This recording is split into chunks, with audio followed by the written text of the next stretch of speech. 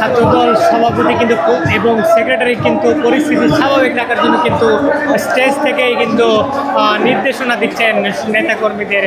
তারা কিন্তু আসলে সবাইকে শান্ত থাকার আহ্বান জানাচ্ছেন এবং এই সমাবেশকে সফল করার জন্য কিন্তু আসলে তারা দুজনকে নির্দেশনা প্রদান করছে। স্টেজ থেকেই তারা কিন্তু ঘোষণা দিচ্ছেন যে নেতাকর্মীদের শান্ত থাকা এবং পরিস্থিতি স্বাভাবিক রাখার জন্য কিন্তু তারা নির্দেশনা দিচ্ছেন।